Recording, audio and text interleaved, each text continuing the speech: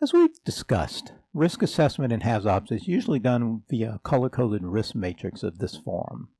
This seems reasonable at first glance, but there are problems with this approach. The judgment of consequence severity is difficult and ambiguous. For one thing, any scenario can play out in many different ways. Consider, for instance, a scenario that results in a large gas release.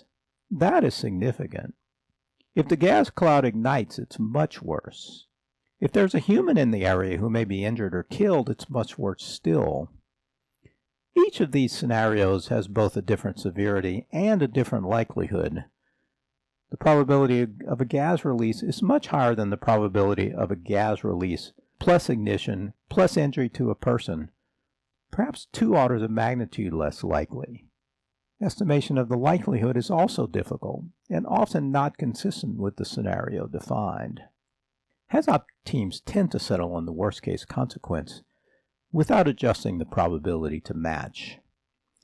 Another issue with the color-coded matrix is that the color band doesn't give enough resolution to effectively rank items on the list. The yellow band may span 3 orders of magnitude. A yellow up against a red block is not nearly the same as a yellow up against a green block. Further, it's rarely clear whether the HAZOP team is ranking an unmitigated risk or the risk mitigated by the existing safeguards. Let's try to solve those problems. Right in front of your eyes, I'm going to create a more useful risk matrix. We'll start with real probabilities on the x-axis rather than ambiguous statements. Each column is an order of magnitude different than the one next to it. The range on this one is from 1 in 10,000. The event will happen once every 10,000 years on our facility, all the way to 10 times a year on our facility. The key point is order of magnitude differences. On the y-axis, we also have roughly order of magnitude differences between the rows, going from first aid case all the way to multiple fatalities. You're probably protesting the change to the x-axis. Recall that in the color-coded matrix method, we are asked to judge, for instance, whether a scenario is likely to happen on our facility or happens in the industry, etc. How can we possibly judge in a HAZOP setting whether the frequency of a design scenario is 1 in 10 years, or 1 in 100, or 1 in 1,000 years? We appear to have gone from a difficult judgment to an impossible one. Fortunately, we don't actually have to make judgments. The LOPA methodology uses data and rules as guides. We can simply apply the rules used in LOPA studies. Here are a few of those rules. Most deviations identified in a HAZOP result from a control loop failure. The standard LOPA rule is that control loops fail once in 10 years. Another fairly common initiating event in a HAZOP is a pump trip or an equipment trip. Per LOPA rules, we should expect that to happen once a year. There are more rules, and we'll frequently have to apply multiple rules together.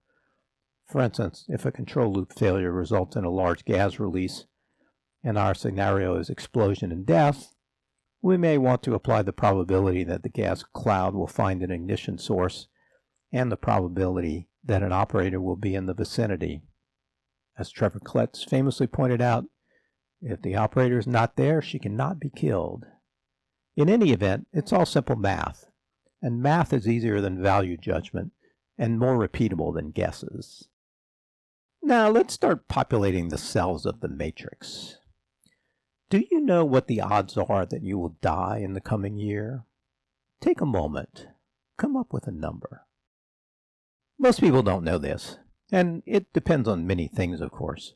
But if you're 30 years old, in good health, don't have any dangerous hobbies, it's about 1 in 1,000. And much of that risk is transportation related.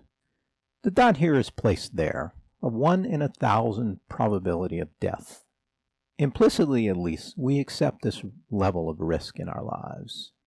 We want the workplace to be safer than the rest of the world, so let's put a 0 in this cell, 1 space to the left. Interpret this 0 as the minimum acceptable result for any single scenario.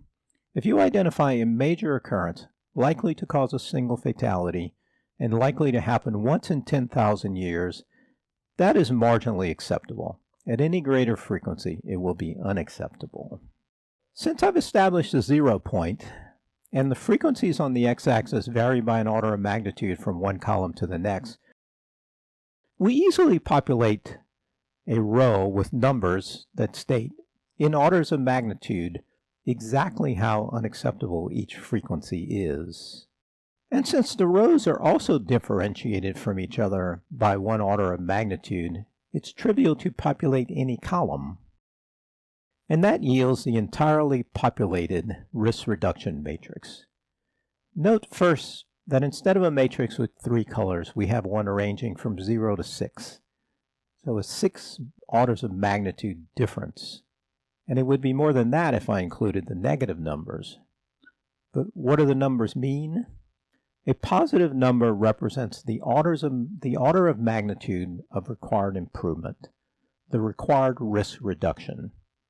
If your scenario lands in a cell with a 3, you have to make a 3 order of magnitude improvement in the process. You have to make it 1,000 times better. That is much more specific and useful direction than red or yellow. So now we have a matrix and some rules for making the frequency judgments. Let's see how we use the required risk reduction matrix in practice in a HAZOP. Suppose we have a vessel overpressure scenario with a source pressure that can yield a major event. If that event is caused by the failure of a single control valve, it can be estimated to occur once in 10 years. That combination yields a required risk reduction of 3. Note that this is the unmitigated risk. It does not include the impact of any safeguarding. It does tell us how effective the safeguarding has to be. The safeguarding has to reduce the probability or the consequence by 3 orders of magnitude. Suppose that the only safeguard we have is a PSV. Is that good enough? A PSV gives us 2 orders of magnitude reduction. That gets us down to 1. Not good enough. We need something else. That something else will usually be a safety instrumented function that provides an order of magnitude reduction. A high pressure trip that closes a single STV will usually accomplish that. So via the matrix, it is perfectly clear whether the risk ranking is based on the unmitigated risk or on the risk mitigated by safeguards. In fact, we have both ratings. The decision about whether a risk is acceptable is no longer based on guesswork. It is based on defendable rules. One last thing, though. I argued on the last slide that a PSV gives us 2 orders of magnitude protection and that a safety instrumented function can be designed to give me an additional 1 order of magnitude improvement. How do we know such things? Well, we have data used in LOPAs.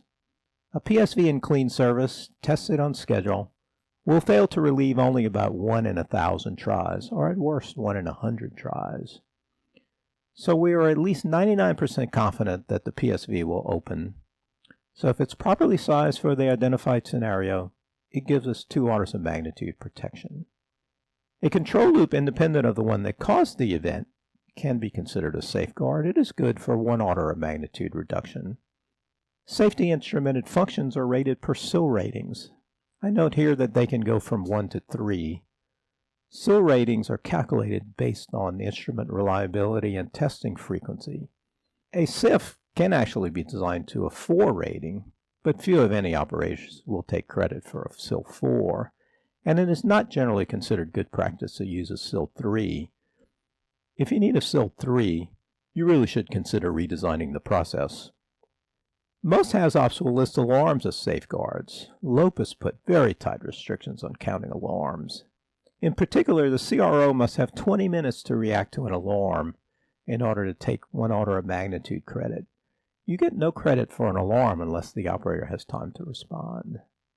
There's a good reason not to list alarms as safeguards in a HAZOP, in my opinion, and especially not to recommend additional alarms. Processes typically have far too many alarms. Project teams should perform alarm management exercises. That's the proper process for determining which alarms are useful. You don't want those alarm management exercises to be arbitrarily limited by HAZOP team recommendations. So that concludes the discussion of risk ranking.